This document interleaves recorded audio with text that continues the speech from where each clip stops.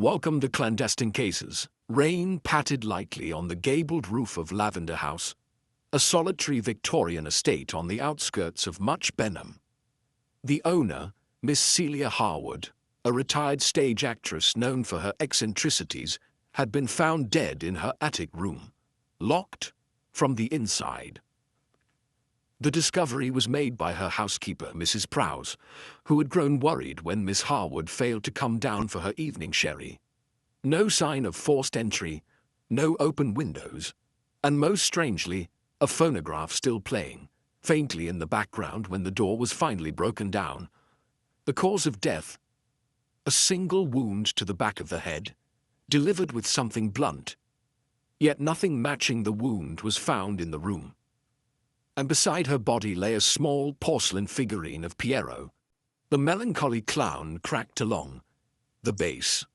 The local constable, Sergeant Collins, was thoroughly perplexed. There were no fingerprints other than Miss Harwood's, no evidence of anyone entering or leaving. The attic was 3 stories up, and the only entrance, a narrow wooden staircase, had been locked from within. The windows were too small for a knee-prone person to climb through, and the overgrown ivy outside bore no signs of disturbance. Her few valuables, a collection of silver trinkets, old theatre memorabilia, and some jewelry, remained untouched.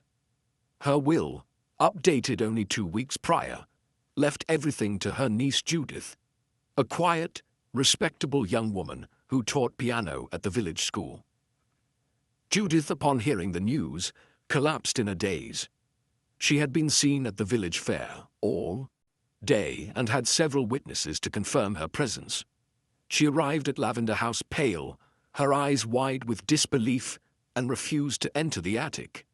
She never let anyone up there, Judith whispered. It was her sanctuary. She said she could still hear the applause from the past. As word spread, neighbors recalled hearing odd sounds from the house the previous evening, what one described as muffled singing and another as a soft tapping like someone pacing. But none thought much of it until the news broke the next morning. It wasn't until the second day, when Miss Marple happened to be having tea with Reverend Hensley's sister in Much Benham, that her attention was drawn to the mystery. The moment she heard locked attic and no murder weapon, her knitting paused mid-stitch. She made a polite excuse and soon found herself standing at the base of the attic stairs, peering upward at the gloom. The room had been cleared of the body but not yet cleaned. The smell of dust and old stage costumes lingered, and so did the faintest perfume, something floral, slightly musty. Miss Marple's eyes scanned everything. The phonograph still sat. In the corner, needle-broken record cracked. A faint ring of wax marked where a candle had once burned out on the windowsill. The Poirot figurine lay on its side, its broken face tilted toward the door.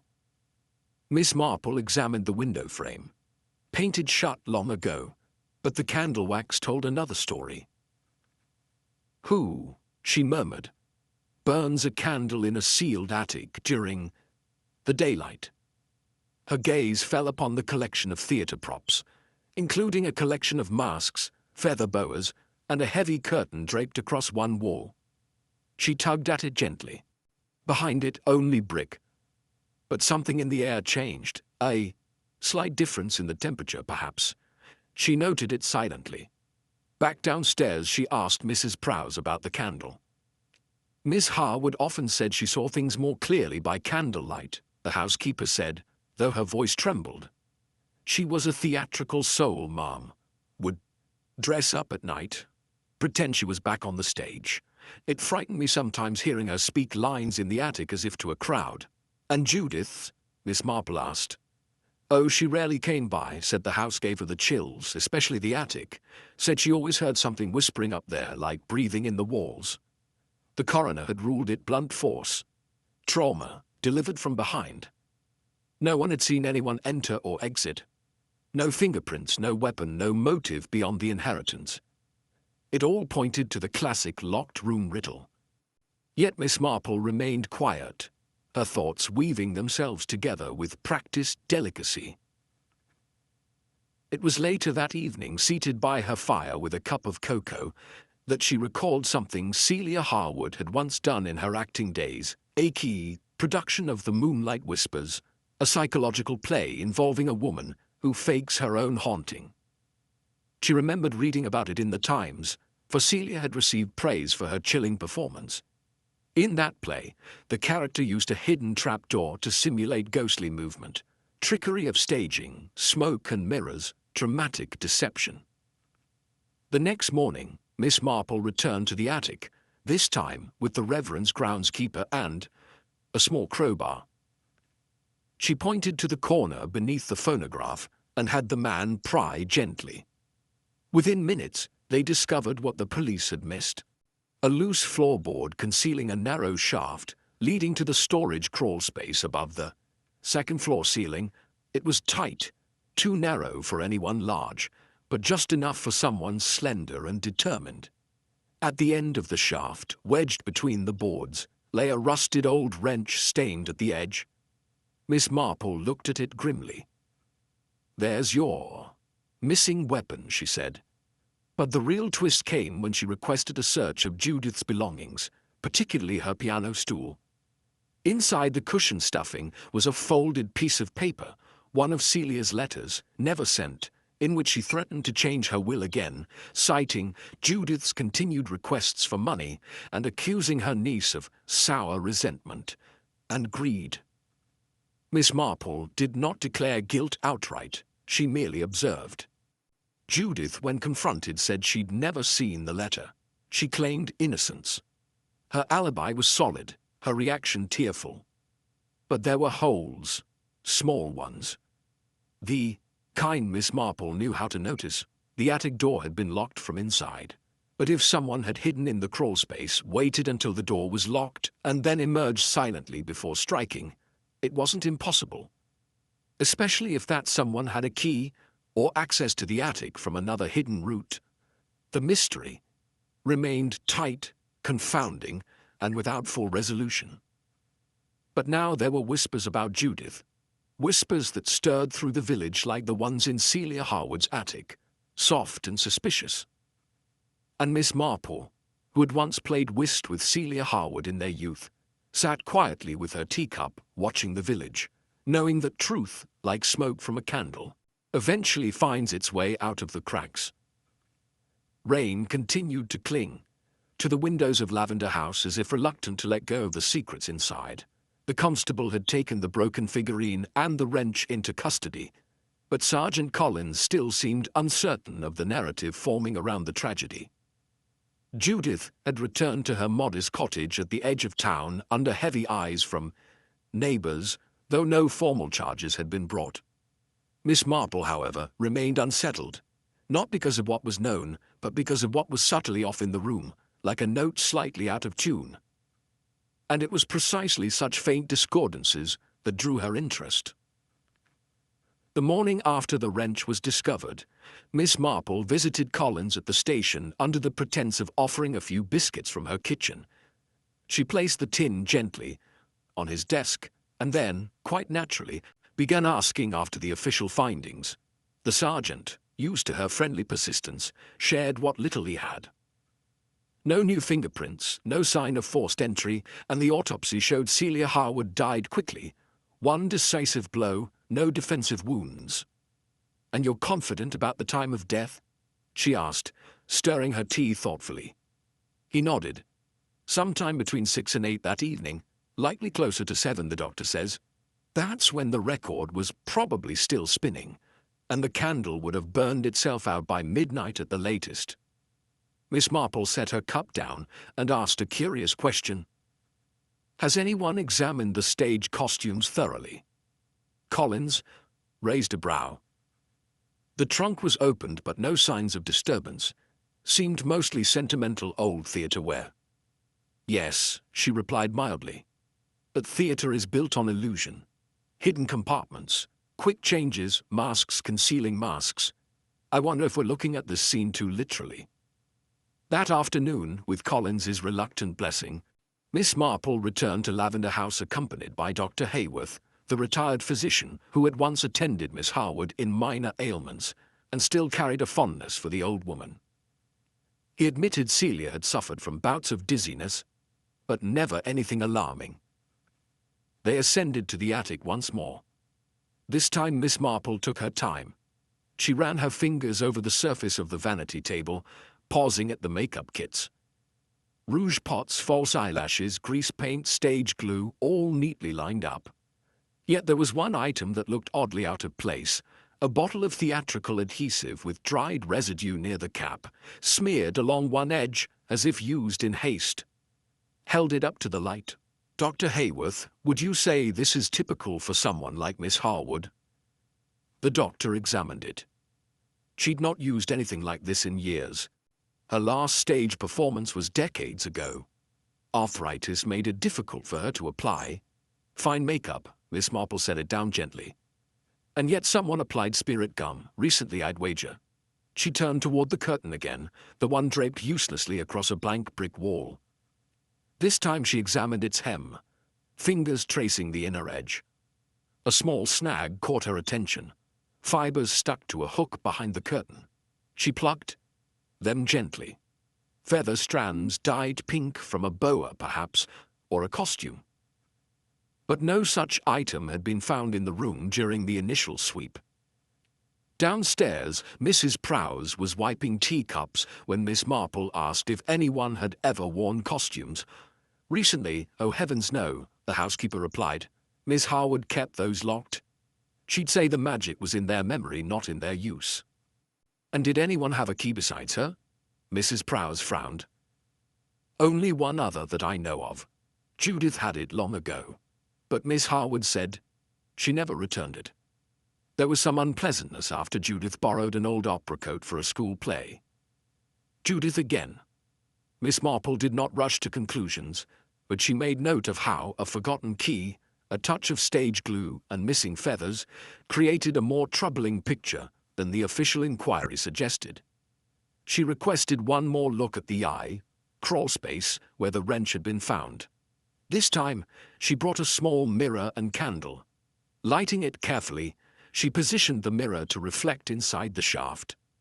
A faint shimmer caught her eye, metallic but not rusted. She had the Reverend's groundskeeper pull it out with a gloved hand. It was a bobby pin. Bent slightly. Gold-plated. Not something Miss Harwood would have used, Miss Marple murmured. She had cut her hair short years ago. This detail troubled her more than the others. Someone had not only entered that space but had dropped a trace of themselves behind. Something so easily overlooked. She had a feeling it was dropped deliberately, then changed her mind. It was an accident. Someone had acted with confidence but lost composure briefly. And in theatre, confidence was everything. Miss Marple took a slow walk that evening to Judith's home, not under the guise of suspicion, but out of politeness. She brought a small bouquet of flowers and offered quiet condolences. Judith looked, strained though grateful. They sat in the small lounge, a piano tucked into the corner, its keys slightly yellowed with age. "You were close with your aunt," Miss Marple said kindly. Judith nodded. "We had our differences, but I loved her. Even when she said cruel things. She was grand but sharp-tongued." "You didn't visit her often?" Judith hesitated. "No. I found the house claustrophobic, and she always made me feel lesser. Like I was never part of her world. The theatre, the drama, it drained me." Miss Marple glanced at the mantel. A small photo of Judith as a child, seated on Celia's lap, both in costume, Judith as a miniature Poirot. "You were quite the performer too," Miss Marple said gently. "I was a child," Judith replied, more sharply than intended. "She made me wear those things I never wanted to." As Miss Marple rose to leave, she noticed something else.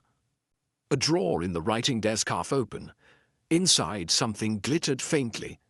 A swatch of sequined fabric, pink, feather-trimmed. Folded beneath it was a dried receipt for adhesive from Partridge's costumery in St. Mary Mead, dated 4 days before Celia's death. The police had never found the boa. But here it was, hidden beneath papers in Judith's home. She said nothing as she departed, only that she would send word if she heard anything more. The drizzle had started again, and as she walked back to the vicarage, her thoughts arranged themselves slowly as if watching actors return to the stage one by one. Judith's alibi remained intact. Her tone remained defensive. But somewhere beneath the surface, something had cracked. And though the authorities had already filed their reports, Miss Marple knew the performance was not over yet. The following morning dawned grey and quiet, a damp hush clinging to the village as though the house on the hill had breathed its last into the fog. Miss Marple sat by the window with her notebook closed but her thoughts open. She had seen too much theatre in her time, not on stage, but in the drawing rooms and tea parlours of St. Mary Mead and its surrounding villages. Theatrics weren't always performed with makeup and applause.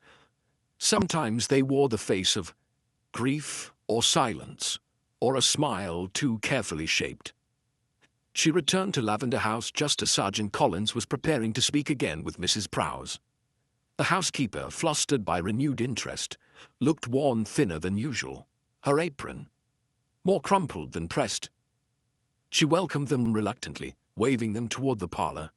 Miss Marple asked gently if they might talk in the sitting room instead of the attic this time. Mrs. Prowse folded her hands and sat stiffly. Her eyes darted toward the ceiling once. She never liked interruptions when she was up there, she said softly. I'd hear her rehearsing, sometimes crying or laughing. It was like she was back on stage in her mind. I thought it was harmless. Miss Marple asked about the night of the murder again. Had she seen anything? Heard anything unusual? Mrs. Prowse shook her head slowly. I heard the music playing, faintly, through the floorboards. She'd put on that record every Thursday. Said it reminded her of the final curtain call of Twilight Mask. But that night, it sounded different, slower, like it was dragging. Miss Marple blinked. Dragging? Yes, as if the turntable was running out of steam. I thought the electricity might have flickered, but when I checked the lights, they were fine. Did anyone visit that day? No one I saw. Judith had been gone all week. I brought Miss Harwood her dinner tray at 5. She opened the door just wide enough to take it. Said she was preparing for a performance, that she needed silence. Miss Marple leaned in slightly. Did you see what she was wearing? Mrs. Prowse hesitated. I think a pale costume. White, maybe. There were feathers and makeup. Theatrical, heavy on the lips. And the tray.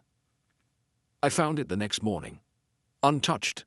Miss Marple thanked her and requested that Judith be called again. Sergeant Collins wasn't enthusiastic about disturbing her but agreed.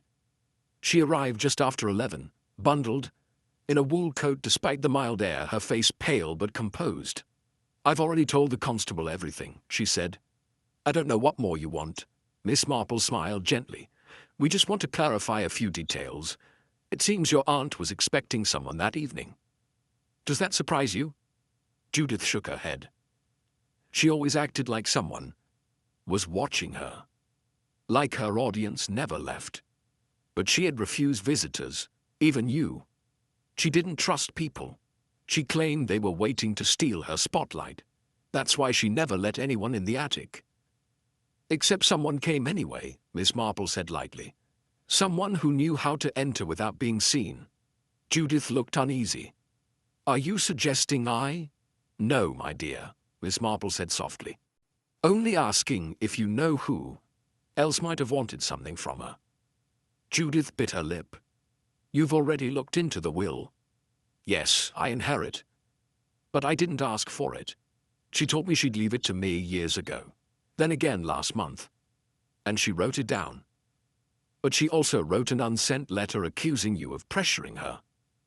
Judith's eyes widened. I never saw it.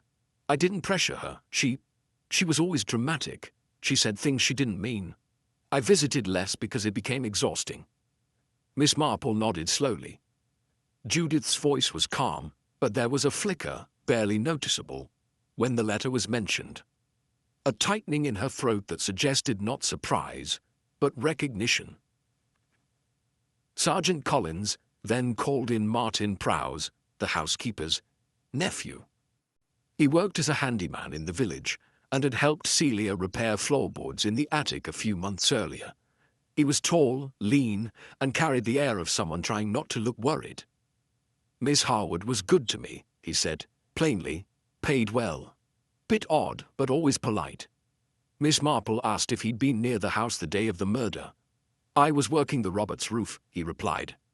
They'll confirm it, from early morning till dusk. Had you been in the attic recently? Last time was 6 weeks ago. She had me fix a shelf and adjust a curtain rod. That's it. Did she ever mention feeling unsafe or concerned about anyone? He hesitated. She said once. Someone had been through her things. Not robbed, just rearranged. I thought, maybe she was imagining it. Miss Marple thanked him, but her mind circled back to the curtain rod. Adjusted recently. Yet no mention had been made by Mrs. Prowse. And why adjust a rod if the curtain was never moved? Later that day she visited the Roberts family, who confirmed Martin's alibi, mostly. He had arrived early, but there was a 2-hour gap after lunch when he went into town. They assumed it was for materials. He never explained. Miss Marple returned once more to the attic. This time she brought her small sewing kit. She snipped the inner lining of the curtain with delicate precision.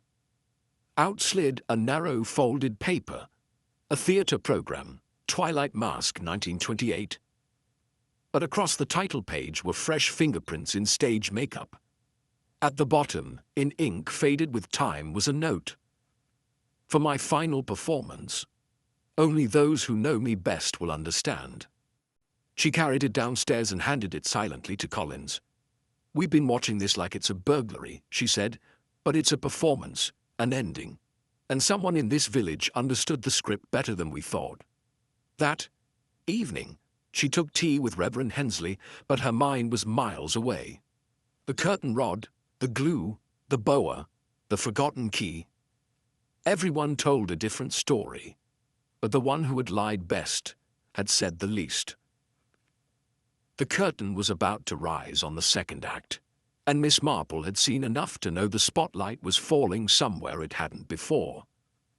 The discovery of the theatre program sewn into the curtain lining was more than an odd relic. It was a deliberate message tucked away by someone who either knew Celia Harwood's penchant for dramatics intimately or wanted to exploit it. As Miss Marple turned the brittle page between her fingers later that evening, she could almost hear the audience applause Celia had so desperately clung to in her solitude.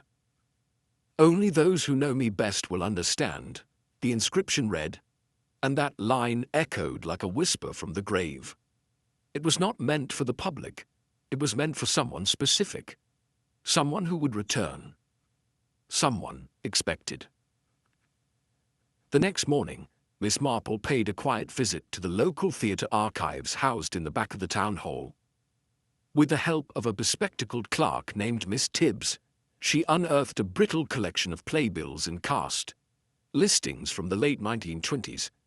There, beside Celia Harwood's bold print name in the starring role, was another, Maud Temple, supporting actress, background figure, a name she had never heard mentioned in the investigation. Miss Tibbs recognized it at once. Maud Temple. That was her closest friend back then. They shared a flat in London for years, until Maud gave it all up after a falling out. What sort of falling out? Miss Marple asked. Miss Tibbs's eyes darted conspiratorially. Celia married the man Maud was engaged to, caused quite a scandal. He left Maud within months and drank himself into ruin. Maud vanished soon after. Miss Marple asked where Maud had gone, but the clerk shook her head. No one knows. Some say she changed her name, moved north. Others think she stayed nearby, quietly. With a heavy pause, Miss Marple walked back through the misted village lanes, the soft squelch of damp gravel underfoot giving rhythm to her thoughts. Judith had motive, inheritance. Mrs. Prowse had motive, dependency and bitterness. Martin Prowse had opportunity, access and a missing window of time. But Maud Temple had revenge, long-aged and carefully cultivated. Yet no one had seen her. No one mentioned her name. Could she have returned incognito? Was she even alive? Or was her presence woven into this crime more subtly? That afternoon, Miss Marple returned to Judith's home, this time asking for a copy of the updated will. Judith, visibly irritated, fetched it from a file in her desk. "I've already given the police what they asked for," she said. "Do you really think this will help?" "I think," Miss Marple replied gently, "that everyone is telling the truth in ways that aren't helpful. That's often the case." The will was as expected. Everything to Judith, no contingencies. But Miss Marple spotted a note clipped to the bottom. Final version. See updated witness signatures. 2 names, Judith Harwood, and another, Marcia Thorne. Miss Marple raised an eyebrow. "Who is Marcia Thorne?" Judith blinked. "A woman Aunt Celia hired for companionship. She started visiting a few weeks before it happened. Came twice a week, read to her. I never spoke much with her." "Where is she now?" "I assume she left after the funeral." "She wasn't. Close to the family." But Miss Marple knew that name wasn't real. Marcia Thorne was the name of a character, one Celia had played in Twilight Mask, the very play the program was from. A pseudonym, used perhaps to hide in plain sight. A false identity signed on, a legal document. And if that was the case, whoever Marcia truly was, she had been inside Lavender House just days before the murder and had been trusted enough to witness a legal change in Celia's affairs. Miss Marple went to Sergeant Collins again. She requested a quiet interview with Mrs. Prowse under the pretext of clarifying household routines.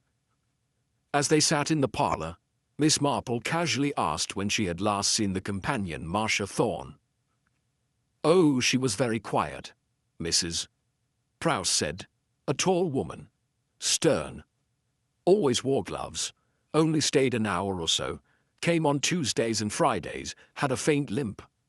I remember because she left a muddy print once. I scolded her over it, and she just smiled." "Do you recall what day she last visited?" Mrs. Prowse thought a moment. "The Tuesday before Miss Harwood died. She stayed longer that time. Went up to the attic. I was surprised." "Why surprised?" "She never went up there before. Miss Harwood forbade it, but that day she let her." The pieces clicked slowly but firmly. Someone close to Celia, so close that Celia allowed her into her most sacred space, had re-entered her life under false pretenses. She'd signed legal documents using a character's name. She had vanished after the murder, and she matched, at least in spirit, the ghost of Maud Temple. Yet the motive still had threads knotted. Judith had received all, and Marcia, or Maud, had nothing. Was revenge the motive, or was something more recent added to the fuel? Miss Marple returned home and sat with her notes. 4 suspects, 4 motives. Judith, financial gain and resentment. Martin, opportunity and perhaps a secret relationship. Mrs. Prowse, dependency and buried envy. And Maud Temple, possibly posing as Marcia. Old betrayal, layered with the insult of Celia's late-life success. Each had motive, but none quite matched all the evidence. The broken phonograph, the dragging record, the makeup on the theater program, the boa, the glue, the whispering. Heard in the walls, all theatrical elements, every one of them carefully staged. A death performed not in passion, but in character. She returned to the attic once more before dusk. This time she moved directly to the phonograph and opened its base. Inside, lodged, where the wires should run clean, was a matchstick, burned at one end. Miss Marple stared at it in silence. A time delay. A crude trick to start or stop something without being present. The music had started playing itself. She turned and looked at the cracked Poirot figurine again. A melancholy clown, broken not by accident, but deliberately placed. The position near the body, the way the crack fell across its painted tear. A final mark by the killer. As she stepped out into the rain that evening, she knew the motives were a tangle. But the method was precise. Someone had designed this event to echo a past long buried. And the last act had not yet begun. The next morning brought a sudden swell of movement. Word had spread that a breakthrough had been made, and Sergeant Collins looked notably pleased with himself as he stood outside Lavender House, giving clipped remarks to a local journalist. A set of fingerprints had been lifted from the inside of the phonograph lid, prints that didn't match Celia Harwood, the housekeeper, or Judith. They matched Martin Prowse, the wrench, the attic crawlspace, and now the phonograph. His name kept surfacing like driftwood after a storm. Collins wasted no time in detaining him for questioning, and soon enough he was under arrest. The town murmured with relief. The press printed premature headlines, and Collins declared it a solid case of opportunity exploited by a man with debts and a cloudy history. Martin, for his part, protested loudly. "I fixed the phonograph months ago," he shouted when led out of the station. "She asked me to. I didn't touch it that night. I wasn't near the place." Miss Marple stood to the side during all this, her expression unreadable. She had already taken her morning walk past the Roberts cottage, who had confirmed once again that Martin had vanished for 2 hours on the day of the murder, supposedly to collect fittings for a roof beam. No one could say where he went, but that was not what bothered her. What unsettled her was how perfectly convenient his guilt now appeared, like a set piece dropped at just the right moment in a farce. Back in her cottage, she opened her notebook. Again. The fingerprints, the wrench, the alibi gap. All pieces that aligned too easily. But none of them explained the candle wax, the makeup-stained theater program, or the message sewn into the curtain. Martin had no reason to know about Twilight Mask, no knowledge of theatrical history, and no dramatic sense. His world was hammers and nails, not metaphors and stagecraft. He could enter a crawl space, but could he compose a murder scene that played like a monologue? She asked herself a more difficult question. What would be gained by framing Martin, and why do so with a method so deliberately theatrical? She returned once more to Judith's home, this time requesting to borrow the program she'd found earlier, in Celia's personal effects. Judith hesitated, then nodded. "It's in the study," she said. "I haven't touched it since the funeral." As Judith disappeared into the hallway, Miss Marple scanned the room again. The faint scent of powder still lingered, something too elegant for daily use. And just beside the fireplace, tucked beneath a stack of piano music, she spotted a photograph she hadn't seen before. It was Judith, much younger, standing next to an older woman, not Celia, but similar in height and build. Both were smiling faintly, dressed in costume. Miss Marple lifted the frame and read the back. Dress rehearsal 2003, Judith and Aunt Maud. Maud, there she was, not gone, not vanished, not some ghost from the past, but very much part of Judith's world. So why had Judith never mentioned her? Judith returned with the program, face carefully neutral. "You seem determined to find something that isn't there," she said. "I'm afraid I always do," Miss Marple replied, smiling. Later that afternoon, she visited Mrs. Prowse again. This time she brought with her the photograph. "Did you ever see this woman at Lavender House in recent years?" Mrs. Prowse peered at it, squinting. "Yes. That's Judith's other aunt, Maud. She came around last year, I think. Once or twice. Very quiet." "And this woman never introduced herself as Marcia Thorne?" The housekeeper blinked. Oh, that was her, wasn't it? I thought she looked familiar. But it didn't occur to me until now. So Maud Temple had returned under a different name and had inserted herself carefully into Celia's final weeks. Judith had lied. Not about details, about the frame itself. She had pretended Maud was long gone when she was very much alive, and connected to the very theatre Celia used as a language in her final hours. Miss Marple's next visit was to the solicitor who had drafted the revised will. Mr. Claymore confirmed that both Judith and Marcia Thorne were present for the signing. I asked for identification, he said, but Miss Harwood assured me that both witnesses were personally known to her, and it was legally valid that way. Did you hear them speak? Miss Thorne spoke very little, slight northern accent, limped, polite, calm, that sealed it. Maud had returned, watched quietly, and stayed hidden just long enough for someone else to take the fall. But Judith's silence about her aunt's return wasn't carelessness. It was control. It wasn't a defensive silence. It was a measured choice. Miss Marple returned home and made one final list. Who had access to the attic? Judith. Who had a key? Judith. Who had a childhood past in costume and once played Poirot? Judith. Who inherited everything and lied about? Maud. Judith. But who had the theatrical knowledge to stage a death in character complete with candle timing and ghostly music? Maud. It was not one of them. It was both. A performance delivered in perfect tandem, but only one was left visible. Maud had vanished again. Judith had reaped the inheritance and stood calm, amid suspicion. And Martin, poorly cast in the role of killer, now sat in a cell, his protest drowned by the public's relief at a case wrapped neatly. Miss Marple returned to Lavender House that evening with Sergeant Collins in tow.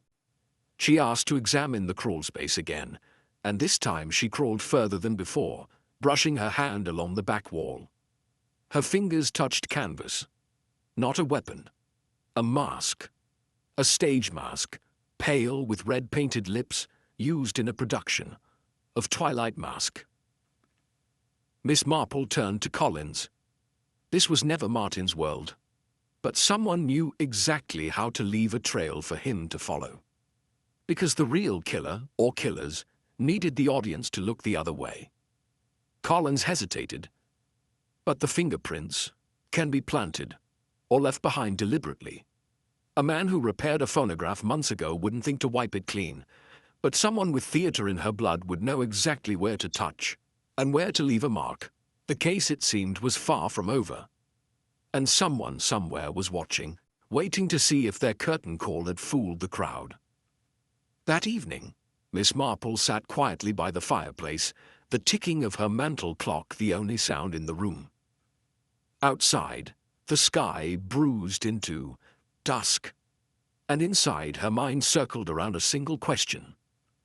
Why now? Why had Celia Harwood died in such theatrical fashion, and why had Maud Temple reappeared after decades of silence only to vanish again? The death was meticulously staged, every gesture steeped in dramatic symbolism. But it wasn't just theatre, it was personal. And the key, Miss Marple suspected, lay not in the attic or the phonograph, but in the unspoken past between Celia and Maud. She opened her worn file of clippings and documents, scanning Celia's early theatre career once again. There, in a yellowed review from 1929, was a sentence she hadn't noticed before. Miss Harwood dazzled, though Miss Temple's quiet gravitas gave the production its soul. Rumour has it, the two ladies share not just a flat, but a complicated affection. The phrasing was coy, but the implication was there, not rivalry, but entanglement, not hatred, but heartbreak. The more she thought about it, the more she realized how odd it was that Maud had vanished so completely from Celia's later life. She hadn't been listed in any funeral arrangements, nor mentioned in public statements. Celia had scrubbed her name from the official record. And yet, the attic told a different story. a program with both their names, the Poirot figurine cracked and placed with care, and a stage mask hidden like a relic in the crawlspace. Someone wanted that past remembered. The next morning, Miss Marple made her way to St. Mary Mead's parish archive, where Reverend Hensley gave her access to the old community logs. It took hours of dusty page-turning before she found what she was looking for. In a ledger dated 1973, she saw a record of Celia Harwood making a private donation to a home for unwed mothers in the next county. The name attached beside it, written faintly, Monsieur Temple. She paused. A second line had been scratched out faintly below. Marigold Temple, age 17, admitted to St. Agnes Home for Girls, sponsored by Harwood. The room fell still. Miss Marple leaned back and let the silence settle around her. Maud had not disappeared entirely. She had been hiding something. A daughter. That changed everything. She returned immediately to Judith's cottage, where Judith was pruning her roses with precise mechanical movements. "You seem restless," Miss Marple remarked, her voice soft. "I'm tired of suspicion," Judith said. "I want it over." Miss Marple nodded sympathetically. "I wonder, my dear, did your aunt ever tell you who your mother really was?" Judith froze. "Excuse me. Celia was not your mother. That much is public knowledge. But there's no record of your father. You were adopted privately, weren't you?" Judith stared, eyes narrowing. "That's none of your concern. It is if someone would kill to keep that secret." Judith turned and walked back to the porch. "If you're trying to accuse me again—" "I'm not accusing you," Miss Marple said. "I'm trying to understand who you are, because I think you've been lied to for a very long time. Celia raised you, yes, but Maud was more than a name from a photograph. She was your mother. Celia took you in, perhaps out of guilt, perhaps out of love. But she kept you from knowing. And when Maud returned to Lavender House, something between them snapped again." Judith didn't respond. She stood there stiffly, knuckles white around her shears. Miss Marple continued gently. "You loved Celia in your way. But if you discovered she had kept such a truth from you, if you found out your entire identity had been crafted out of someone else's shame, it might change how you saw her. And Maud, did she tell you everything? Or did she ask you to help her get something back? The will, perhaps?" Judith said nothing, but her silence stretched far too long for comfort. Back at the station, Miss Marple asked Sergeant Collins for access to the belongings Celia had left behind, particularly a locked trunk from the attic that had not yet been forced open. Inside, beneath a layer of folded costumes and old playbills, was a stack of letters bound in ribbon. They were addressed to Maud, dozens of them, written over 2 decades, never sent. Miss Marple read them carefully. They spoke of regret, of love never named aloud, of mistakes. In one letter Celia wrote, "I raised her as mine, Maud, but she never was. She's yours in every line and shadow. But you disappeared. You left her. And now she calls me mother and you don't exist. Perhaps that's what you wanted, but I cannot bear it any longer. Come back, or I will tell her myself." The letter was dated just 10 days before the murder. Miss Marple handed it to Collins without a word. "Then Maud had motive," he said quietly. "She returned, wanted to reclaim the girl, and Celia wouldn't let her. Or Judith had motive," Miss Marple added. "Perhaps she wanted to silence both women. Or perhaps only one of them snapped when they realized how deep the betrayal had gone. But Maud's gone. Is she? Or is she hiding again, waiting until this all settles?" Miss Marple sat back in her chair. "It's no longer about inheritance. It's about erasure.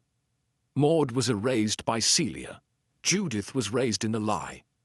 And now, someone has decided that truth was too cruel to be left standing. The crime, it seemed, had roots older than anyone had guessed. Not in greed or envy alone, but in a story about ownership, legacy, and love, warped by shame. A performance rehearsed for decades, waiting for its final act, and the curtain had not yet fallen. The next morning brought with it the low hum of gathering storm clouds, and Miss Marple, rising earlier than usual, knew the time had come to push, gently, not with confrontation, but with quiet orchestration. The truth now hung by threads of withheld memory and fragmented identity, not in evidence bags or constables' notes. She needed something subtle, something personal, that would draw out what careful lies had buried. After tea, she visited the church hall where preparations for the upcoming harvest play were underway. She brought with her the faded theatre program recovered from the attic and offered to donate it for the event's display table. The vicar's assistant accepted it eagerly, and Miss Marple made a point to place it prominently beside a notice board featuring photographs of local actors from decades past. It was no accident that the program was folded open to reveal Maud Temple's name alongside Celia Harwood's, or that the table was placed where visitors would naturally pass on their way to the tea stand. Later that afternoon, she invited Judith to join her for tea at the parish. Judith agreed, still cold but composed, dressed in grey and holding her posture tightly, as if any sign of softness would betray something. Miss Marple watched her carefully as they entered. They walked slowly toward the tea stand, and Miss Marple engaged her in gentle conversation about the coming rain, the soil, the state of the roses this year. But as they neared the table, Miss Marple fell silent, allowing Judith's eyes to wander. They did, and they stopped on the program. Her breath didn't catch, but her feet did. For the briefest moment, her body paused mid-step. Her head inclined half an inch as she registered the names. Then she moved on, smiled faintly, and said, "I suppose Aunt Celia would have loved to see her name displayed like that." "Indeed," Miss Marple replied mildly. "Though it's interesting, isn't it, how Maud Temple's name has been almost completely forgotten.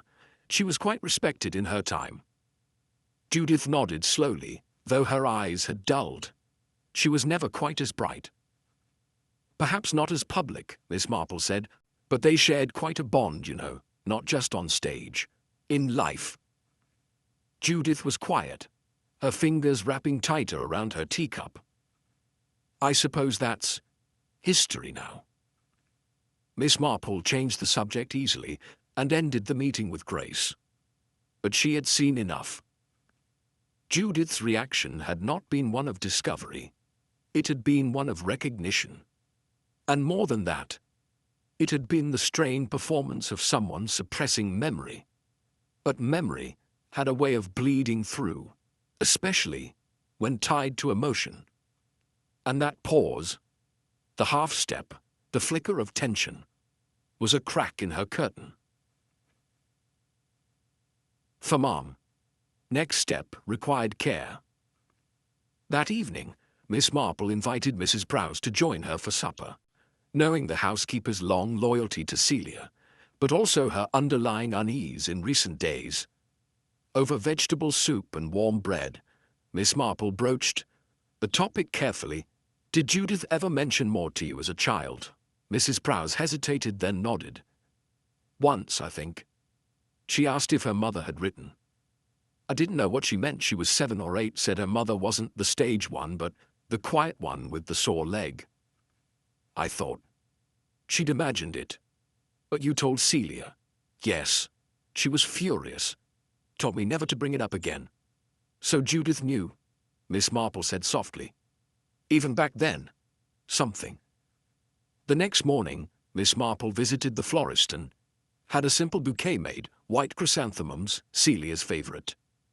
She then brought it to the cemetery and placed it beside Celia's freshly set stone. She stayed only a moment, long enough for a passerby to take note. Then she returned home.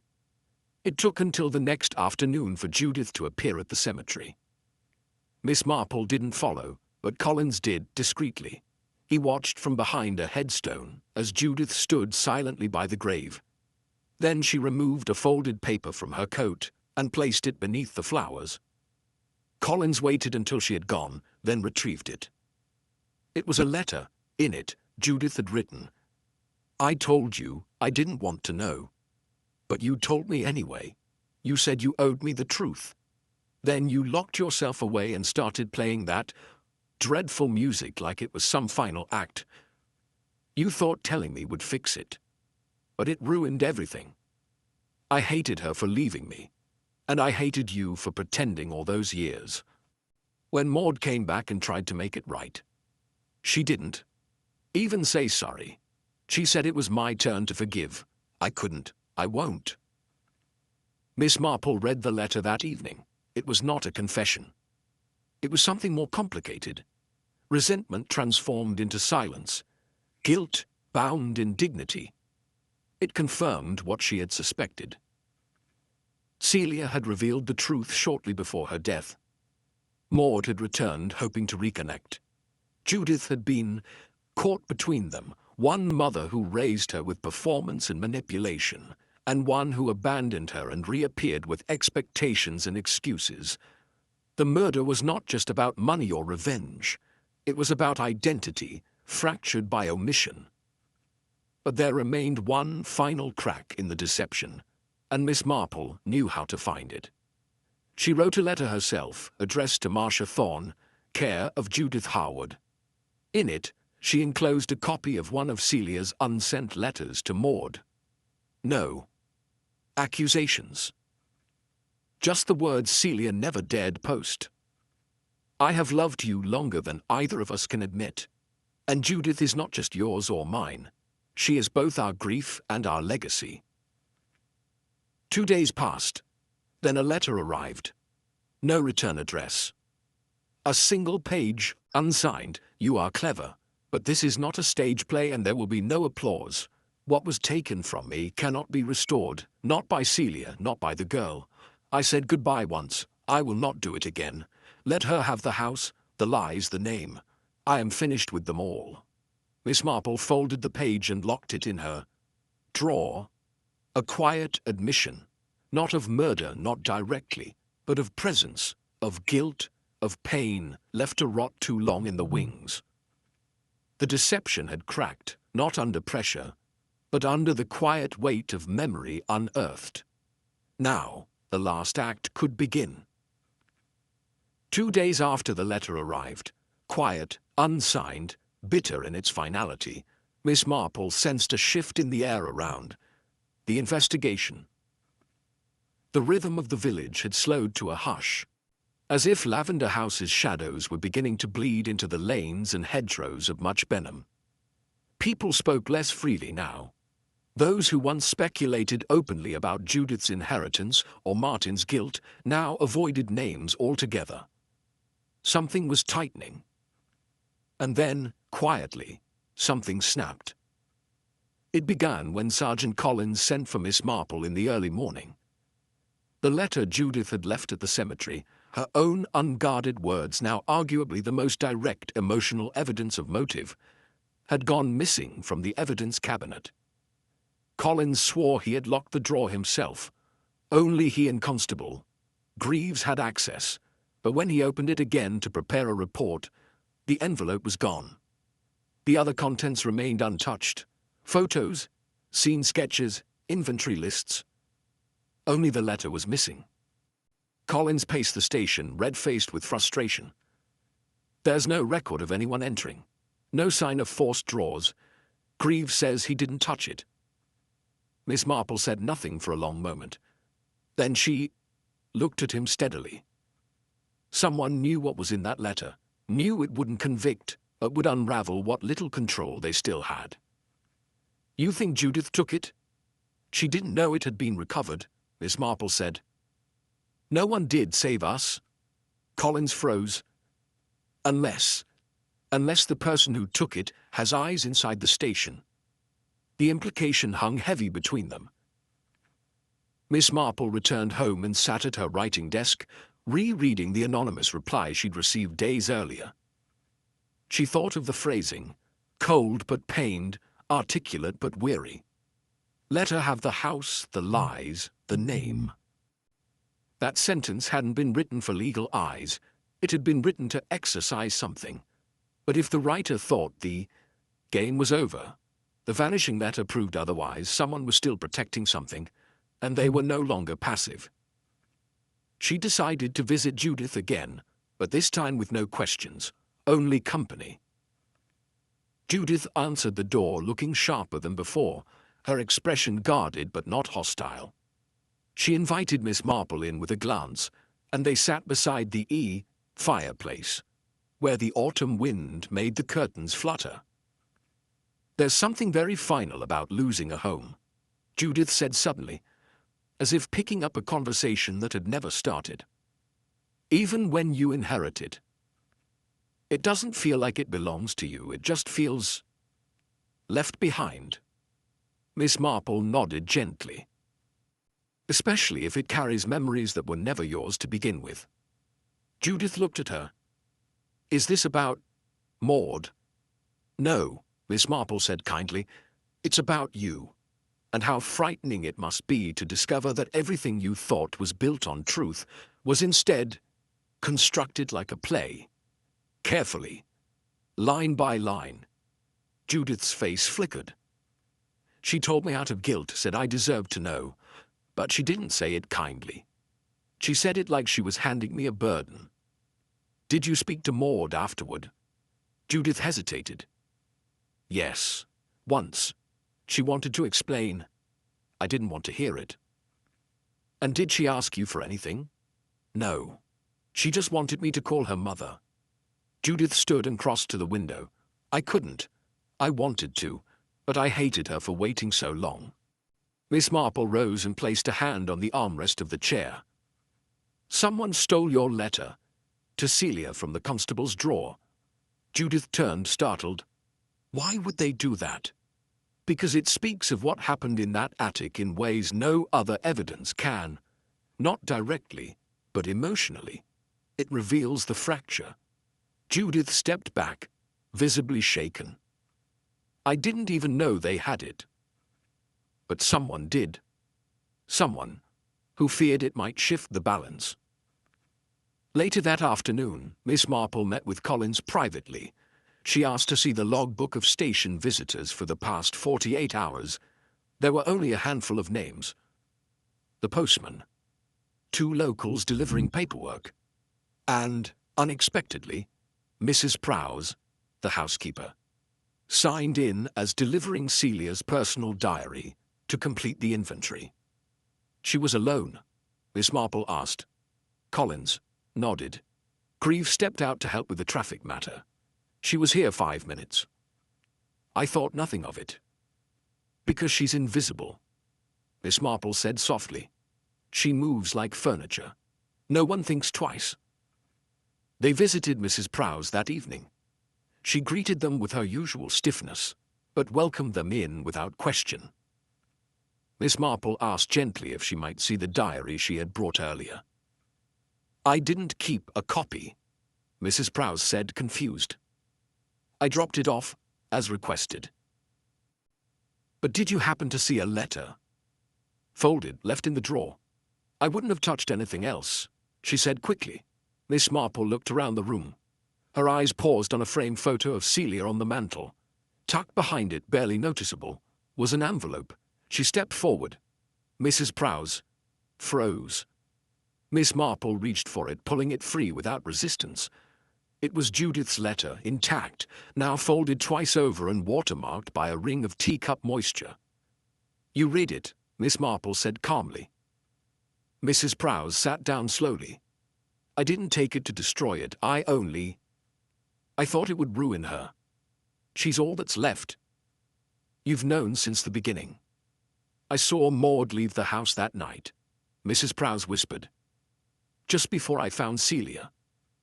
But I told myself it was nothing, just a visit. I knew Celia had told Judith. I heard them arguing earlier.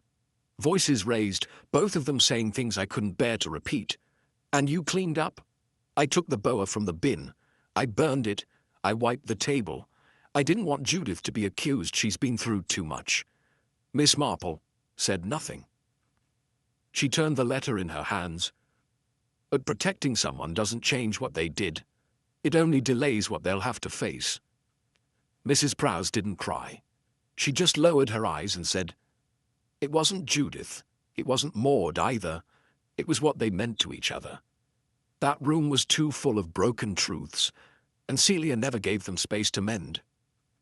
Miss Marple took the letter and returned to Collins. They had evidence again, but now they had something more dangerous. The knowledge that people were interfering not to deceive, but to protect. To shield Judith from the weight of both her mother's and a truth she could barely carry. But somewhere behind the concealment, the real act of violence still remained unspoken. And the final mask had not yet been removed. The wind had grown colder, over much Benham by the time Miss Marple rose from her chair the next morning. She had slept very little, turning over Mrs. Prowse's quiet confession again and again in her thoughts. It wasn't just about Judith anymore, not even just about Maud. The murder of Celia Harwood had opened a sealed door in this village, one that was letting out more than secrets. There was something else, something unsaid still coiled at the heart of this story, and whoever was behind it wasn't done yet. Just before noon, a knock sounded on Miss Marple's door. It was Collins, but his face wasn't the stern flush of procedural urgency. He looked shaken.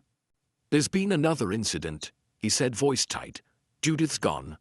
Her neighbor found the back gate wide open, the door unlocked, her handbag on the kitchen table. No note, no sign of a struggle, but she's not answering her telephone and no one's seen her since yesterday evening." Miss Marple set her knitting aside. "And Maud?" No word. Still missing. The disappearance wasn't loud. There was no overturned chair or bloodstain, just absence. Judith's teacup was half finished. Her coat was still hanging in the hallway. But her bedroom drawer was open, and the letter from Celia, the one Judith had once folded carefully away after the funeral, was missing. Miss Marple stood in the kitchen, her eyes drifting across the untouched breakfast plate and the smudged window pane. She left willingly, she said. She was lured or persuaded. The constables began to sweep the surrounding countryside, checking the train station, the local buses. But Miss Marple didn't join them. She walked instead to Lavender House. It sat quieter than ever. Even the birds seemed to give it a wide berth now. Inside, the atmosphere had shifted. Like a theater after closing night, the scent of performance still clinging to the curtains. Upstairs, the attic remained locked. Collins had sealed it after the first investigation, but Miss Marple had the key now. He had given it to her just hours before Judith disappeared, trusting her to return to the scene with fresh eyes. She climbed the stairs slowly. The boards groaned underfoot.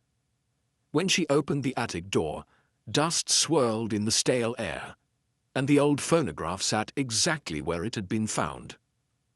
Beside it, still resting in the corner, the cracked Poirot figurine stared blankly forward. It had not been moved since that first night. She walked over to the window. It remained painted shut just as before. But now, a small scrap of cloth had caught on a nail in the frame. Miss Marple plucked it free. It was from a scarf, a dark red one. Judith's scarf. She had worn it the day they met at the parish hall. Someone had brought her back here. Miss Marple descended the stairs with purpose. She returned to the village and found Collins outside the station barking into a telephone. When he saw her, he paused. "No word yet," he said. "No sign of travel. She's not anywhere public." "She's not hiding," Miss Marple replied. "She's been taken back to the beginning. Lavender House. Someone brought her there. I found part of her scarf by the attic window." Collins ran a hand through his hair. "But why bring her back?" "Because this isn't just about her knowing the truth. It's about making her accept it. Or silencing her if she won't." They returned to Lavender House together. A call came through from one of the search patrols. A figure had been spotted walking along the woodside path near the north end of the property, tall, limping slightly, wearing a dark coat. The constable hadn't approached. The figure had vanished into the tree line before he got close. "Miss." Marple looked at Collins. "That's her. Maud." They arrived at the north path 20 minutes later. There were no fresh tracks, but there was something else. An old, narrow servant's entrance that led into the rear of Lavender House. Overgrown, almost completely concealed behind a wall of ivy. Collins hadn't seen it during the original sweep. Neither had the constables. They pushed through it now. The air inside was stale, the plaster cracked, the hallways silent. But halfway up the back stairs they heard it. Soft music. The phonograph. "Miss." Marple stopped Collins with a hand on his arm. "Let me go first," she said. "Please." He hesitated, then nodded.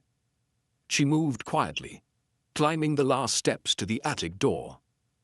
The music was faint and distorted, playing a warbled version of a song from Twilight Mask. She turned the handle. Unlocked. Inside, Judith sat in the middle of the room. Her hands were folded in her lap. Across from her, seated in the shadows, was Maud Temple. Neither spoke.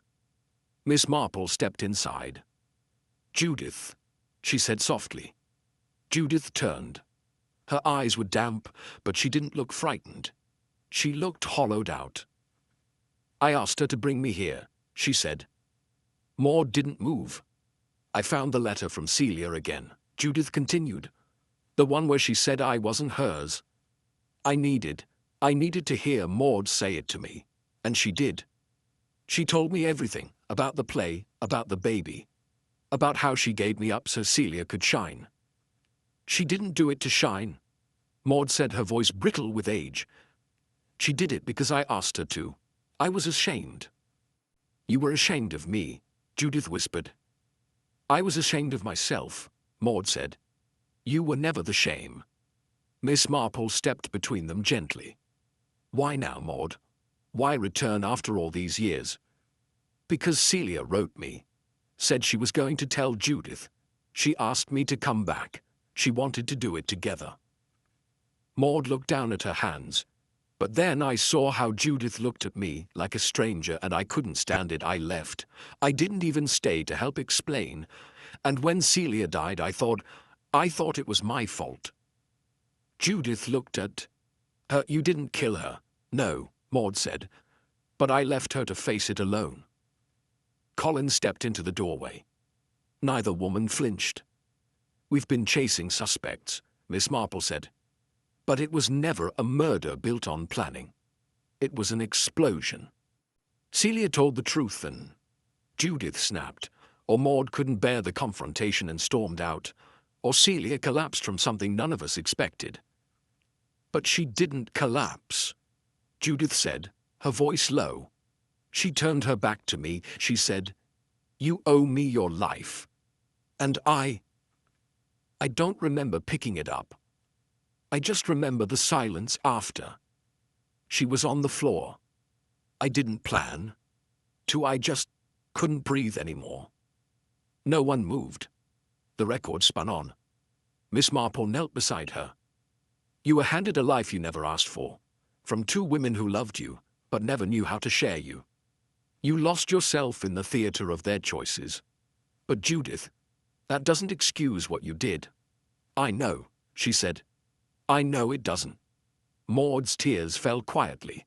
The silence in the attic was no longer hollow. It was final. Judith stood slowly and turned toward the door, ready to follow Collins down the stairs.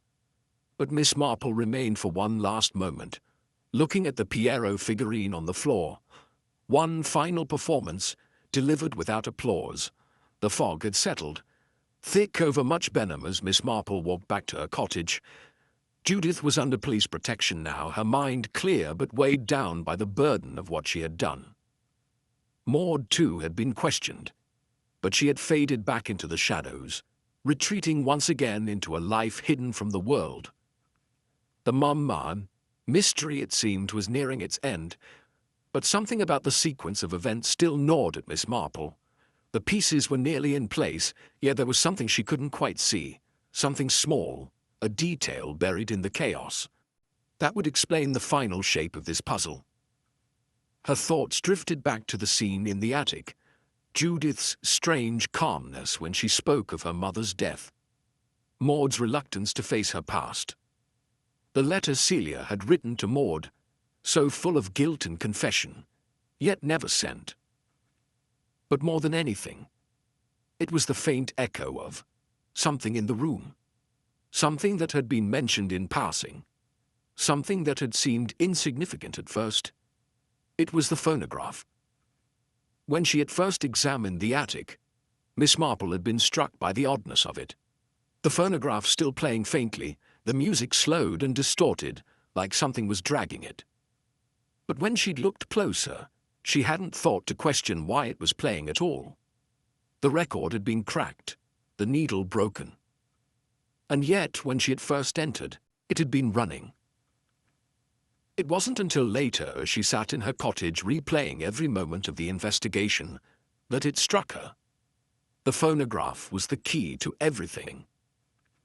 Celia Harwood had once lived. Her life on the stage, everything about her had been an act. And the murder, too, had been staged. But it wasn't just the murder scene itself that was orchestrated, it was the music, the distorted record, the phonograph playing when it shouldn't have been. It had all been a performance. But why? The answer came to her like a whispered line from a forgotten play. The phonograph wasn't just a prop, it was a signal, a reminder, a way for Celia to communicate after her death. She had planned it, set it up like the final scene of a play, ensuring that the last note would be heard even after the curtain had fallen. And someone somewhere had manipulated it to fit their needs. The sound of the phonograph, the dragging, distorted music, wasn't a mistake. It had been altered. Someone had played with it after Celia died, after Judith killed her. The record was meant to stop abruptly at a certain point, but someone had interfered with it. It was the one part of the crime that hadn't been perfect. It was the mistake, and it was the key. Miss Marple rose from her chair, determination setting her pace.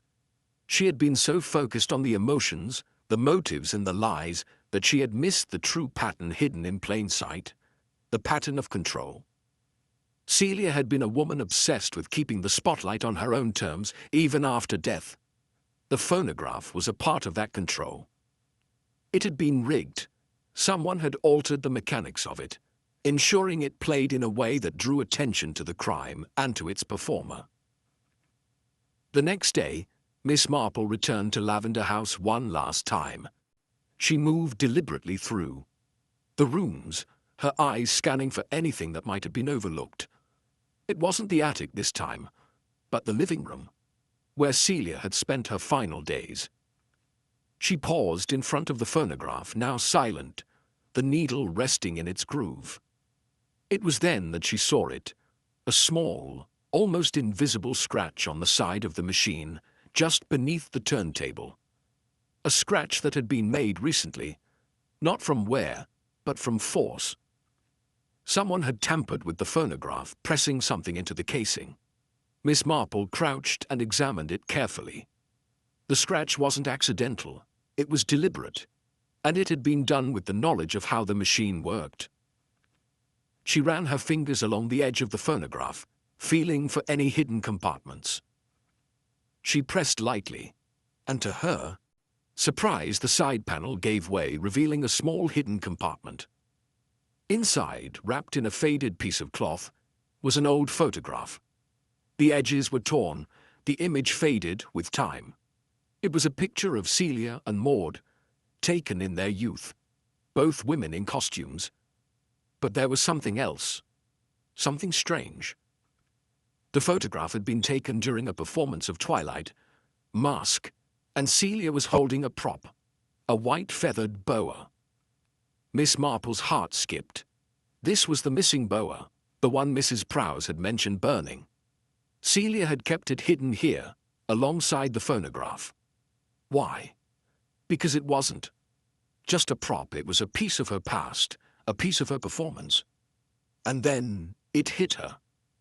The boa had been a symbol, a token, a mark of ownership between Celia and Maud.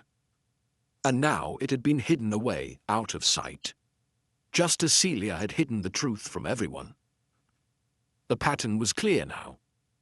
Celia had orchestrated her own death as the final scene in a long, drawn-out play. She had planned it carefully, ensuring that everything would be left for someone to discover: the phonograph, the letters, the props, the figurine. It had all been a way to force the truth into the open, to force Maud and Judith to confront the lies they had lived with for years. And someone had tried to stop that truth from coming out. Miss Marple turned back to the door and nodded toward Collins, who had been standing silently in the doorway. "It wasn't just the murder that was staged," she said. "It was everything. Every detail, every gesture, every note. Celia wanted to make sure we would see the truth, but someone tried to bury it. They tried to erase the pattern." Collins stepped forward, looking puzzled. "But who?" Miss Marple smiled softly. "Someone who knew exactly what they were doing. Someone who couldn't bear to let the past be exposed.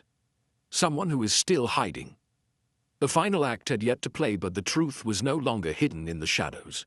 The pieces were all there, waiting to fall into place. The fog had thickened again by the time Miss Marple returned to the village after her visit to Lavender House. She walked at a steady pace, her thoughts swirling as her footsteps echoed down the quiet lanes. The hidden compartment in the phonograph, the letter hidden from view, the boa, the photograph. All the clues had begun to fit together like an intricate jigsaw puzzle. But there was one thing still missing. One final elusive thread that she had yet to pull free. She had seen the outlines of it in Judith's actions, the quiet way she had accepted the weight of the past.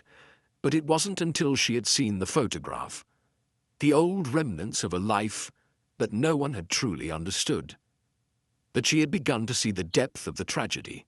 Celia's death, it seemed, had not been the final act of an old rivalry. It had been something far more complex and far more painful. Miss Marple sat at her desk, the edges of the photograph still sharp in her memory, and traced her fingers along the surface of the small letter she had found hidden in the compartment. It wasn't the letter from Celia to Maud. It was the one from Maud to Judith. A single sentence, barely legible, written in haste. "You were never meant to know the truth." The final clue had been so simple, so devastatingly simple. The entire case had been set in motion, not by greed or revenge, but by the destructive, unrelenting need for truth. Judith had never truly been Celia's daughter. She had been Maud's, a child born out of a broken relationship, one that Celia had tried to erase. And in that erasure, Maud had lost more than just a family. She had lost a part of herself, a piece that had never been able to heal, never able to be spoken aloud. Miss Marple understood now. The truth wasn't about inheritance. It wasn't about the house or the money. It was about identity. Judith had lived her entire life under the assumption that Celia was her mother. But in reality, she had been a living reminder of the tragedy that Celia and Maud had created together. Maud had left her, unable to bear the guilt of what she had done, unable to be a part of her daughter's life. And Celia, in turn, had raised Judith as her own, keeping the truth hidden for as long as possible, even from herself. And when Maud had returned, it had all come rushing back, the old wounds, the years of silence, the unspoken anger. Maud had returned not for Judith, not for the inheritance, but for the truth. And when she'd been rejected, when she had been told by Celia that it was too late to undo what had been done, she had finally snapped. The murder was not about vengeance. It was about being seen. It was about the child who had been kept in the dark, the woman who had been forced into silence, and the secrets they could never undo. Maud had killed Celia, not out of hatred, but out of a desperate need to reclaim the truth that had been buried for so long, to finally be acknowledged. Miss Marple looked down at the letter again. The sentence echoed in her mind, its simplicity cutting through the noise of everything else. You were never meant to know the truth. And then she understood. Judith had known. She had always known. The letter from Celia had confirmed it.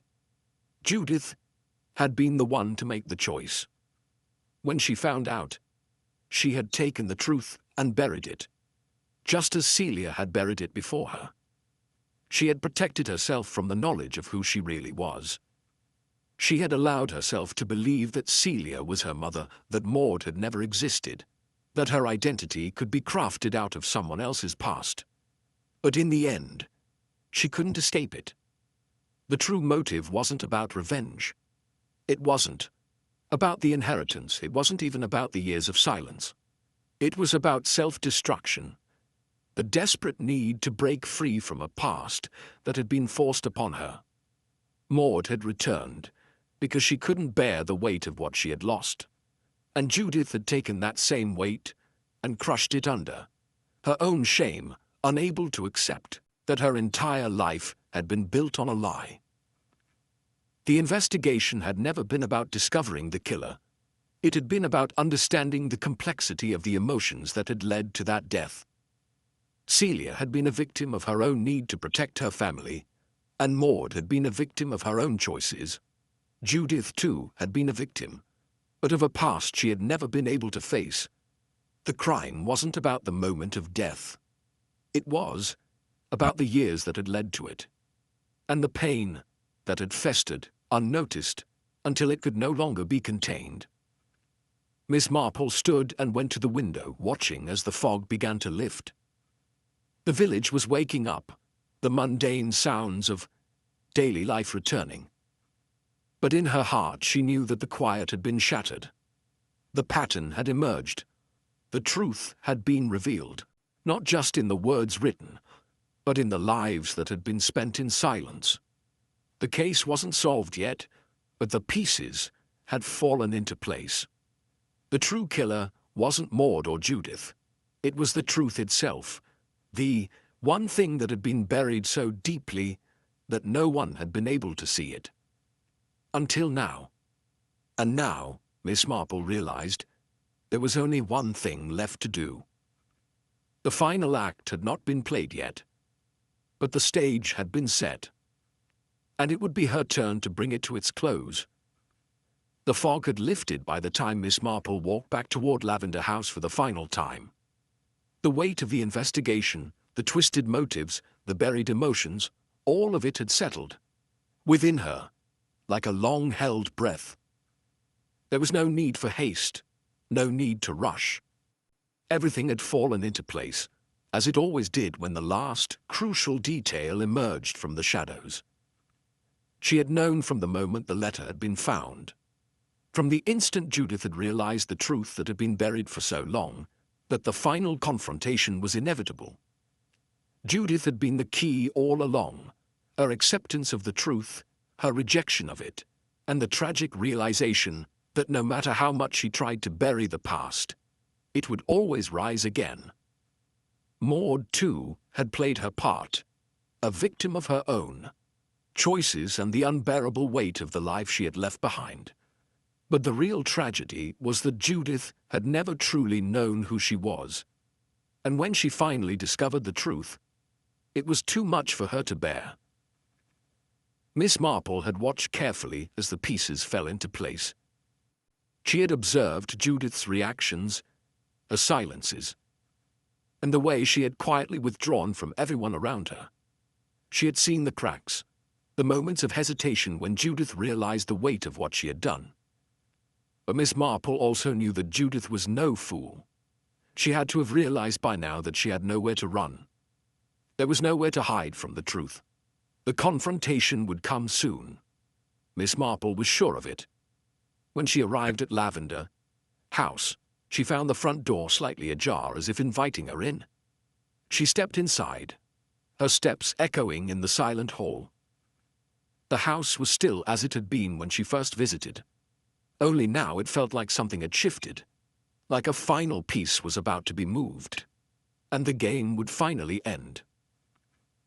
She moved through the house quietly, pausing in the sitting room, where Celia had once spent her evenings, surrounded by the remnants of a life that had long since passed. The room seemed almost peaceful now, a place where the past had settled. Miss Marple knew, however, that it was all an illusion. The truth had never been quiet, and it would never stay buried. She waited. She knew Judith would come. After all, this was her home, and she couldn't stay away for long. It wasn't long before the sound of footsteps echoed down the hallway. Miss Marple turned just as Judith appeared in the doorway, her face drawn and weary but her eyes still sharp. She stepped inside, her eyes scanning the room as if looking for something she couldn't find. "You're here," Miss Marple said softly. "I thought you might come." Judith didn't answer right away. She stood there silent, her gaze flickering toward the window where the fog had begun to roll back over the village. The tension in the room was palpable. "I've been waiting," Miss Marple continued, "waiting for you to realize that the truth always has a way of finding its way out. No matter how much we try to hide it, it always surfaces in the end." Judith finally spoke, her voice barely a whisper. "I didn't mean for it to happen. I didn't want any of this." "No one ever does," Miss Marple replied. "But sometimes, when we bury the truth long enough, it forces its way out. And when it does, it takes everything with it." Judith's shoulders stiffened, but she didn't move. "I never asked for any of this. I didn't ask to be part of their lies, part of their story. I just wanted to know who I was."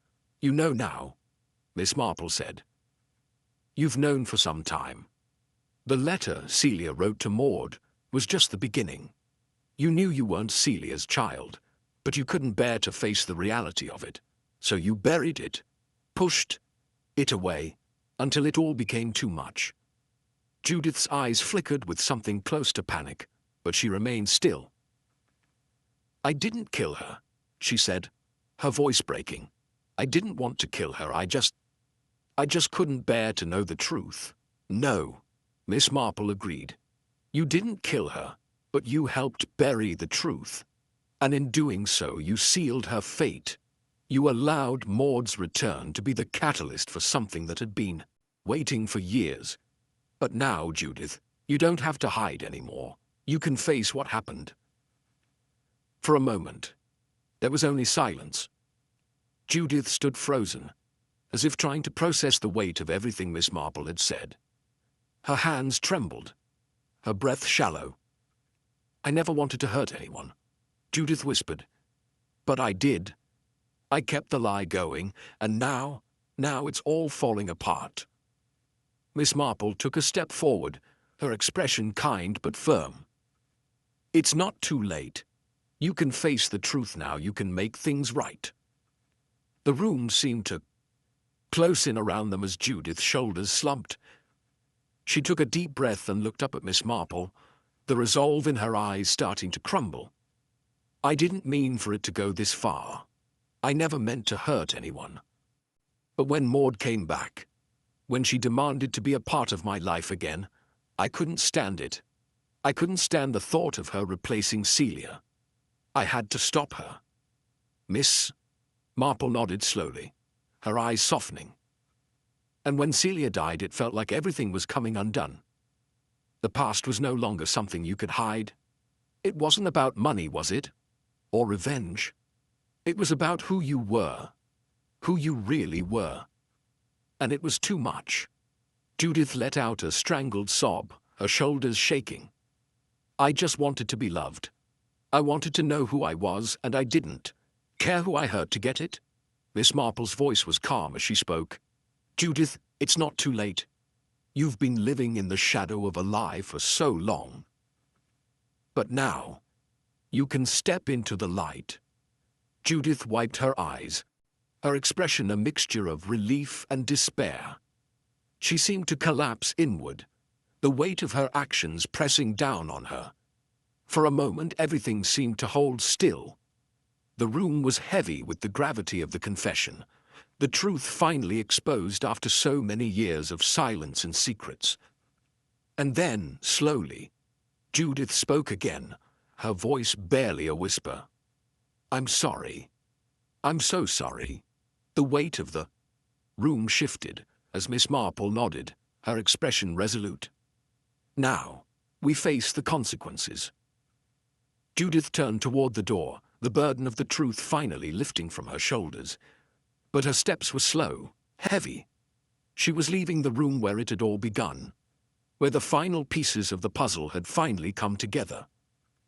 And as Miss Marple stood there watching her leave, she knew that the case was nearly over. The pieces had all fallen into place, the villain had confessed, and the truth had finally been revealed. But as the door closed behind Judith, Miss Marple felt a small, lingering doubt.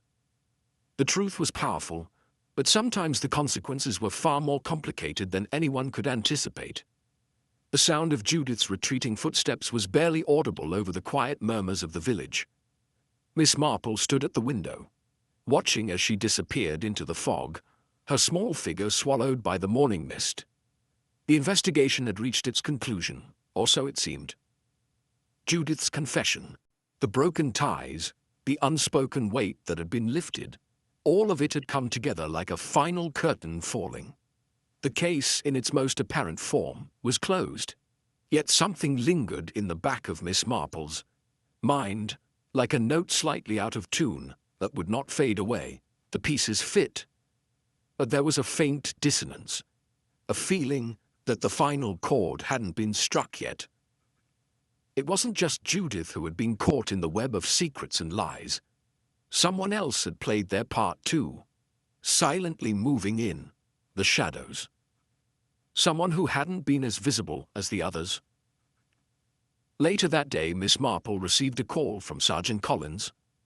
The tension in his voice was palpable. "Miss Marple," he said, "I think we've overlooked something. You might want to come down here." Her heart skipped a beat. She'd been expecting this moment, the one where the investigation wasn't truly finished. She walked briskly to the station, her thoughts racing ahead of her. When she arrived, Collins was standing by the desk, holding a small envelope. He handed it to her, his brow furrowed. "We found this among the papers in Celia's study. I don't know how we missed it. It was tucked behind a stack of old letters. He trailed off, looking more troubled than usual. Miss Marple opened the envelope carefully. Inside was a letter, written in a different hand than Celia's or Judith's. The handwriting was sharp, precise, but unmistakably familiar. Maud's. It was dated just a week before Celia's death. The letter read, "I'm coming to see you. It's time to end the silence, to end the lies. I will see you soon. You don't know how much I've suffered, how much I've wanted to end this. But I cannot go on without seeing you one last time. Prepare yourself. It's all coming to light now." Miss Marple's fingers trembled slightly as she folded the letter back up. The words were chilling, but it was the final line that caught her attention. "Prepare yourself. It's all coming to light now." The meaning was clear. Maud had planned to confront Celia, to force the truth into the open once and for all. She hadn't simply returned to make peace with her daughter. She had returned to expose the lies, to uncover everything Celia had kept hidden. But there was something else, something more dangerous in that letter. It wasn't just about telling the truth, it was about control. Maud was still playing the game, still pulling the strings even after all these years. Miss Marple looked up at Collins, who seemed as bewildered as she felt. "I think we missed something crucial," she said slowly. Maud didn't just want the truth exposed. She wanted to control how it was told, to make sure the story unfolded the way she wanted it to. and I suspect she might have been manipulating Judith all along. Collins nodded, his face grim. You think she's still pulling the strings? I do, Miss Marple replied quietly. But I don't think she's done yet. There's one more piece we haven't considered, and it's the most dangerous one. They both turned as a constable entered the room, looking shaken. There's been another development, sir. We've found something. Something we missed earlier. Collins didn't need to ask what it was. He was already halfway out the door. Miss Marple followed closely behind, her mind racing ahead. She couldn't shake the feeling that they were on the brink of discovering something far darker than they had imagined. When they reached the crime scene, the constable pointed to a small object on the floor near the back door, partially hidden under a chair. It was a photograph, carefully folded and wedged into the corner. Miss Marple bent down to pick it up, her heart pounding in her chest. The photograph was of Celia, but there was something odd about it. In the background, standing behind her, was a figure she had not seen before. A man, dark-haired and wearing a long coat, his face partially obscured. The figure was holding something, an object that was difficult to make out at first. But when Miss Marple focused, she realized it was the broken boa, the one that had been burned by Mrs. Prowse. This is from Maud's last visit, Miss Marple said softly. She wasn't alone. She had someone with her. Collins took the photograph from her, his face now paling. Who is this man? And why didn't we see him before? I don't know, Miss Marple murmured. But I believe this is the person who has been orchestrating things from behind the scenes. The realization hit Miss Marple like a cold wave. They had been focusing on the wrong players. Maud had never been the only one pulling the strings. Someone had been assisting her all along, someone who had remained hidden in the background, working quietly, manipulating the events from afar. The man in the photograph was the key. He had been there all along, watching, waiting, and finally, stepping into the light. Miss Marple turned back to Collins. We need to find him, now, before it's too late. But the moment she said the words, the room seemed to grow colder. There was a sudden stillness in the air, as though the entire case had shifted into a new, more dangerous phase. The last-minute twist had appeared, and it was bigger than they had ever expected. The true mastermind was still out there, and the final confrontation was about to begin. The tension in the air thickened as Miss Marple and Collins made their way to the village's quietest corner, where the truth was beginning to unfold at a pace that felt as inevitable as the shifting tide. The photograph had revealed the final missing piece of the puzzle, a man in the shadows, hidden behind the curtains of the story, quietly directing events. And just like that, the game had changed. It wasn't just Maud or Judith pulling the strings. There was another player in the field, one who had remained unseen until now.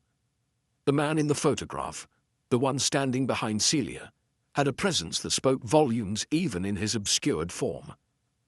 There was something deliberate about her. His placement in the picture, someone who was known to both women, someone who had been there all along but had kept himself hidden. His identity had remained a mystery, and yet it was clear now that he was more than just a bystander. Miss Marple had no doubt that the man had been the true orchestrator of the tragedy. The twisted emotions of Judith, Maud's rage and guilt, the desperate need for recognition, all of it had been fueled by this unknown figure. And now, as the photograph sat in her hand, the final confrontation felt as imminent as the rising sun. Collins had already begun to investigate the potential identity of the man in the photograph. He had sent a few officers to inquire with the people who might have known him, and the results, though slow, were beginning to trickle in. One name had emerged: Gregory Finch, an old acquaintance of Maud's, one who had worked closely with Celia during their early days in the theatre. The pieces were falling into place, but with each revelation, the stakes grew higher. Finch's involvement hadn't been on anyone's radar. He had kept a low profile in the years following Celia's rise to fame, slipping in and out of the shadows of her life like a ghost. And yet, he had been there, controlling, manipulating, silently ensuring that Maud's return to the fold would push her over the edge and set the events of the tragedy into motion. When Miss Marple arrived at the old house, where Finch was said to be living, she felt the familiar coldness of an unresolved puzzle gnawing at her. The house was tucked away in the corner of the village, a place of forgotten memories. She rang the bell, her fingers tapping impatiently against the wrought iron doorframe. It was not long before Finch appeared, his thin frame almost hidden beneath the dark overcoat he wore. His face was older, but there was still a trace of the same quiet intensity that had been evident in the photograph. He didn't look surprised to see Miss Marple, though he seemed to take a moment to compose himself before speaking. "Miss Marple," he said, his voice smooth but measured, "I imagine you're here to talk about Celia." Miss Marple nodded. "Indeed. I believe there are some things that need to be cleared up. The truth about her death, about Maud, and about the role you played in it." Finch's lips tightened. "I've had my fair share of secrets. I suppose it's only fitting that it comes to this, but I'm not sure what you think you've uncovered." "You've been playing a game, Mr. Finch," Miss Marple said, her voice calm. "One that's been in motion for far longer than you think. Maud's return wasn't just about reconciling with her daughter. It was about a confrontation that you orchestrated. You wanted Celia to face the truth, but you didn't care who it hurt in the process." He didn't flinch. Instead, he stepped back, allowing Miss Marple to enter the dimly lit hallway. "Celia and I were more than just collaborators, Miss Marple. We were partners in every sense of the word. She stole something from me, something I couldn't forgive, and Maud's return was my chance to right that wrong." Miss Marple's gaze sharpened. "Your chance to destroy everything they had worked for. Your chance to play your part in a tragedy of your own making." Finch's eyes darkened. "You're wrong. I didn't want to hurt Maud or Judith, but I had to see Celia pay for what she'd done. She destroyed my career, my life, everything. She left me behind when she found success, leaving me with nothing. And Maud, in her grief, had nothing to offer me but the promise of revenge. I had to make Celia face what she'd done to us both. By manipulating Judith," Miss Marple asked softly. Finch's expression faltered for the briefest of moments. "I never meant for it to go so far," he said, his voice dropping. "But the lies, the deception, it all had to come out.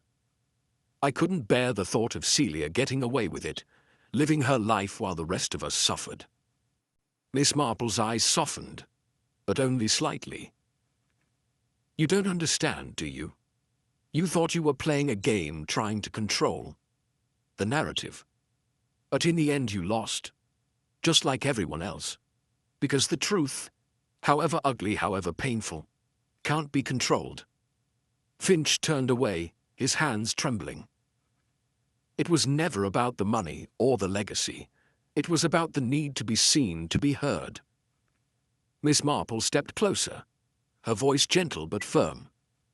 "And in the end, it was too much. Too much for Maud to bear. Too much for Judith to understand. The truth isn't always something you can demand. It's something that has to come in its own time." Finch looked down at the floor, his breath ragged.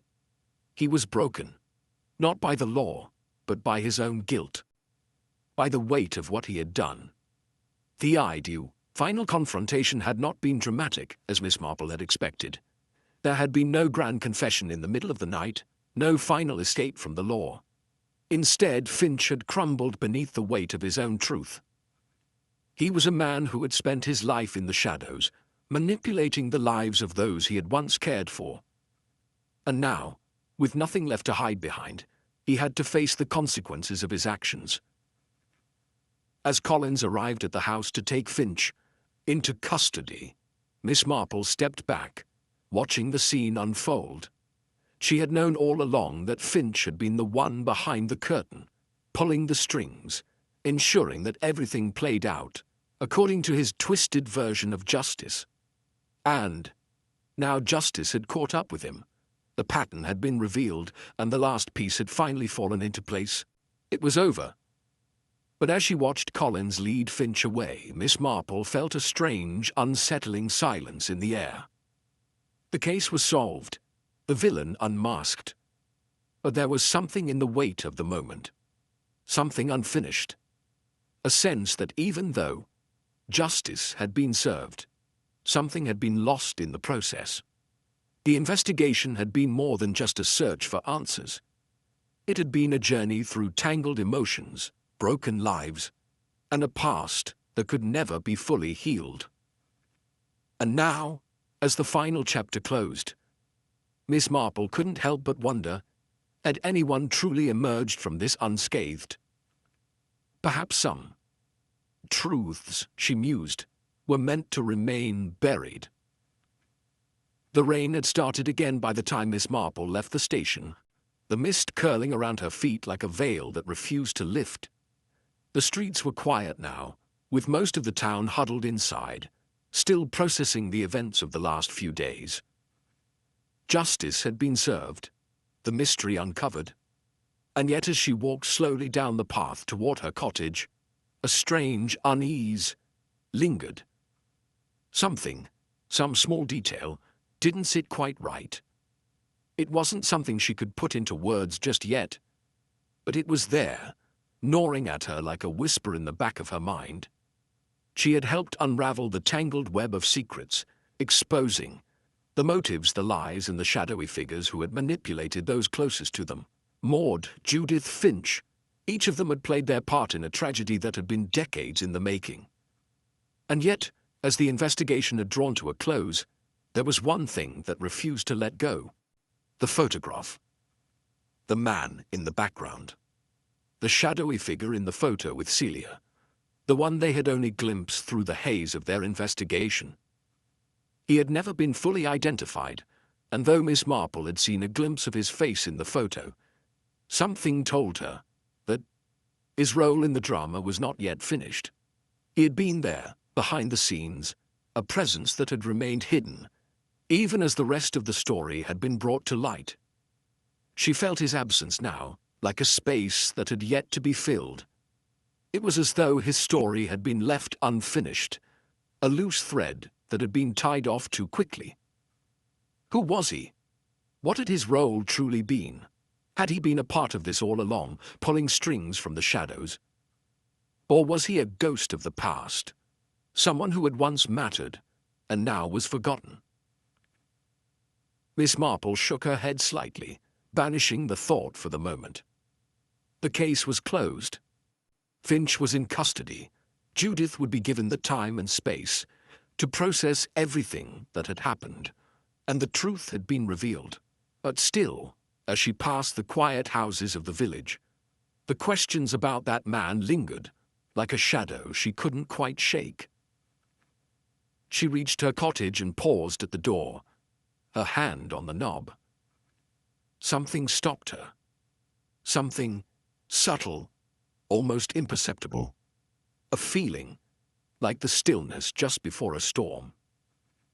Slowly she turned, her eyes scanning the quiet street. The mist had thickened, and in the distance, the silhouette of a figure caught her attention. She couldn't make out who it was, but the presence felt wrong. Too still, too out of place. She stepped back, the door half open, and watched carefully. The figure stood near the corner of the street, their face obscured by the fog. They hadn't moved since she'd seen them, and Miss Marple wondered if they were aware of her watching. She took a step closer to the window, her heart still, her mind sharpening with that familiar sense of quiet urgency that she knew too well. Just as she was about to turn away, the figure disappeared into the mist, vanishing as if they had never been there at all. Miss Marple's breath caught in her chest. She stood frozen for a moment, her mind racing, Had it been nothing, or had it been something, someone, waiting? The unsettling feeling returned, and Miss Marple knew, deep down, that the answers she'd uncovered so far weren't the end of the story. There was more to the mystery. There always was. She turned the knob and stepped inside, closing the door behind her. The quiet of the cottage was almost suffocating, but in the stillness, she allowed herself a moment to think. She had solved the case, yes, but something about it felt incomplete, as though the final act had yet to be written. The photograph, the figure in the background, the way the threads had twisted and turned throughout the investigation, it all felt like a performance. But performances had layers, and this one had too many layers to be neatly packed away. It wasn't over. The pieces hadn't yet fallen into place. She was certain of that now. She sat down by the fire, the warmth slowly enveloping her, but the mystery still lingered, its shadow hanging over her like the mist outside her window. She had solved the case, but the questions remained. And just as she had thought, there was always another twist, another hidden detail that would eventually emerge. The photograph had revealed something, but it hadn't given her the full picture. Not yet. As Miss Marple sat there staring into the fire, the unease in her chest slowly began to settle. It was not fear. No, it was something else. It was the quiet pull of curiosity. The feeling that the puzzle she had pieced together was still missing its final piece. There was always more. Always one last question to answer. The case was over, but not the mystery. As the fire crackled, and the wind howled outside, Miss Marple smiled softly to herself. She had done it before, and she would do it again. The mystery was always waiting, waiting for the right moment to unfold. And when it did, she would be there, ready to find the answers, ready to see the truth, no matter how deeply it had been buried. After all, as she had learned long ago, a mystery never truly ends. It only waits.